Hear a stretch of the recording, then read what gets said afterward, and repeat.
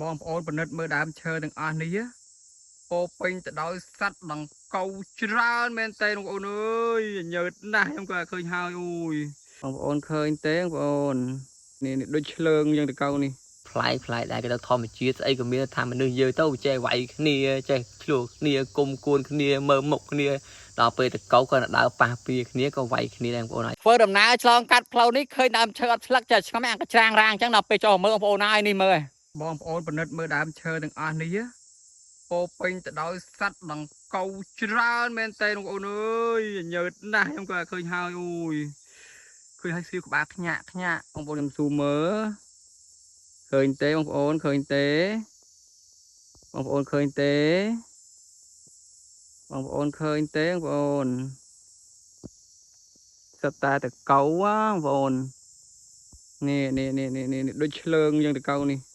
ដោយដែលបងប្អូនទាំងអស់គ្នាបានឃើញហើយដើមឈើទាំងអស់នេះគឺអស់ស្លឹករលីងហើយដោយសារតែសត្វដង្កូវវាស៊ីជាអាហាររដូវនេះគឺជារដូវមួយដែលសត្វមេអំបៅវាកំពុងបន្តពូជអញ្ចឹងហើយកូនដង្កូវទាំងអស់នេះវាកំពុងតែប្រឹងស៊ីស្លឹកឈើជាអាហារដើម្បីលូតលាស់ឆ្ពោះទៅរកភាពខ្លាយជាមេអំបៅនៅថ្ងៃអនាគតគឺច្រើនមែនទេបងប្អូនហើយខ្ញុំគាត់ថាឃើញហើយខ្ញុំមានអារម្មណ៍ថាស្រាវខ្ញុំរៀងញ៉ើតដែរហ្នឹងបងប្អូនប៉ុន្តែគាត់ថាចែករំលែកឲ្យបងប្អូនបានឃើញសត្វដង្កូវទាំងអស់នេះវាដូចជាឆ្លើងចឹងមើលទៅស្តៀងនឹងឆ្លើងប៉ុន្តែសត្វទាំងអស់នេះគឺវាអត់បានបំផ្លាញដំណាំយើងទេវាស៊ីតែស្លឹកបៃសានជាប្រភេទរុក្ខជាតិដែលដុះនៅតាមដងផ្លូវតាមវាលស្រែមិនមែនជាប្រយោជន៍អីទេវាស៊ីជាអាហារដើម្បីលូតលាស់ហើយវាបកកែស៊ីមែនទេបងប្អូនហើយដើមឈើមួយដើមអស់ស្លឹកអាលីងនៅសល់តែគល់ចាស់ទេបើស្លឹកខ្ចីគឺវាស៊ីអស់ហើយបើអ្នកខ្លាចខ្ញុំគឺថាមិនសូវហ៊ានមើលវីដេអូនេះទេអ្នកដែលខ្លាចតកោអាចថាឃើញហើយគឺអូសរំលងហើយប៉ុន្តែខ្ញុំថតដើម្បីចែកជូនបងប្អូនមើលនេះគឺជារដូវមួយដែលសត្វមេអំបៅទាំងអស់ហ្នឹងវាកំពុងតែបន្តពូជយើងឃើញថាតកោខ្លះក៏វាកំពុងតែលូតលាស់ហើយខ្លះទៀតវាបានកាច់សម្បុកហើយ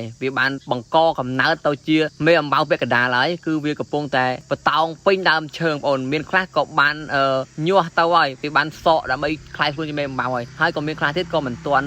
បានចាប់ដើមកាច់សម្បុកទេនៅរដូវនេះគឺវាកំពុងតែចាប់ដើមលូតលាស់ហើយនៅខែ7បងប្អូននឹងឃើញមេអំបៅច្រើនជារៀងរាល់ឆ្នាំនៅខែ7យើងទៅជួលស្រែនៅតាមបឹងនៅតាមថ្លុកទឹកយើងឃើញមានមេអំបៅពណ៌លឿងទូចចុះផឹកទឹកច្រើនមែនទែនគឺសុទ្ធតែជាកូនសត្វដង្កូវទាំងអស់ហ្នឹងឯងដែលវាបានញាស់ទៅវាបានបន្តកំណើតទៅវានឹងតកោវាយគ្នាបងប្អូនហើយមានតកោវាស៊ីលឹកឈើហើយវាទៅដើមអីគ្នាទេមកឆ្លោះគ្នាវាយគ្នាមិនដឹងថាវាចង់បាគ្នាឬក៏វាឆ្លោះគ្នាទេនេះបងប្អូនផ្លែដែរគេទៅធម្មជាតិស្អីក៏មានថាមនុស្សយើងទៅចេះវាយគ្នាចេះឆ្លោះគ្នាគុំគួនគ្នាមើលមុខគ្នាដល់ពេលតកោក៏ដើរប៉ះពីគ្នាក៏វាយគ្នាដែរបងប្អូនហើយចឹកគ្នាហក់ខំគ្នាហើយញាប់ឆ្មាញ់បងប្អូនហើយគេទៅថាធម្មជាតិផ្លែកចាឥឡូវគឺអានេះពងឲ្យប្រកួតគ្នាហើយមិនដឹងថាតដើមស្លឹកឈើគ្នាស៊ីឬក៏មិនទេអាមួយសអាមួយខ្មៅដូចឆ្លើងយ៉ាងបងនេះយ៉ាអសខាំពីក្រោយខ្មៅបកអសខាំពីក្រោមអាខ្មៅនៅពីក្រោមបាទខ្មៅនៅពីក្រោមយ៉ាអសឡើងពីលើអមិនចេះ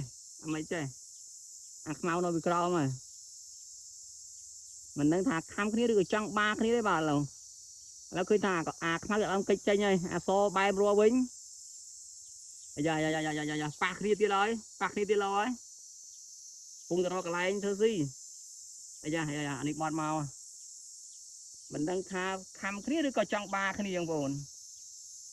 យ៉ាបែក្បាលកិច្ចរៀងខ្លួនហើយវីដេអូនេះក៏បញ្ចប់ត្រឹមហ្នឹងបងប្អូនកាតកោច្រើនពេកខាយឡើងខ្លួនដែរហ្នឹងព្រោះអីមើលបងប្អូនដូចសត្វតកោនេះវាតាណាក៏តកោដែរច្រើនណាស់